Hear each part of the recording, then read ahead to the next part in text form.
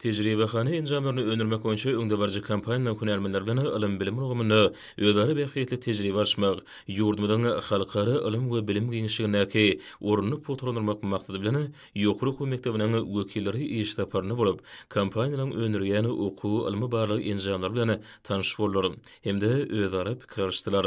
İş taparynyň dowamyny informatika, fizika, astronomiýa, biologiýa, genetika, fiziologiýa, biotehnologiýa, mikrobiologiýa, organik we organik däl himiýa, analitika himiýa, biohimiýa derslerini has şuňury özleşdirmekde barlyhany enjamlaryny degişli tejribe abzallarynyň kemil görnüşlerini, bilim bermegiň innowasion usullaryny okuw işine ornaşdyrmakda täze döwrüwapçyny keterişdilen mümkinçilikleri öwrenildi.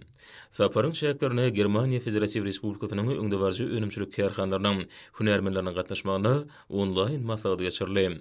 Onlaýn maslahatda iş saparyny bolan mugallimler Seýitnazar Seýdady Nahy Türkmen Döwlet Mugallimçilik Institutynyň, Matmurad Nahy Türkmen Döwlet Uniwersitetinyň, Türkmen Döwlet Binagarlyk Gurulşyk, Döwlet Energetika institutlarynyň professor mugallimleri gatnaşyp, ilim bilimi ösdürmekde döwrüwap kemil enjamlary okuw işine ornaşdyrmak boýunça innowasion usullary barada sorag jogap açyldy.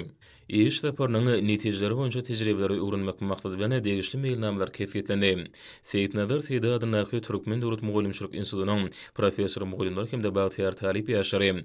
Häzirki zamanyň täze tehnologiýalaryny talaba laýyk ulanyp, döwrüwap okuw enjamlary bilen enjamlaşdyrylan binalarda ilimli bilimli hünärmenler taýýarlamak babatda döredilýän giň mümkinçilikler üçin türkmen halkynyň milli lideri Gahrman Arkadamyda hemde hormatly prezident boly Arkadaly Gahrman Serdarmyda alkyş sözlerini beýan edýärler.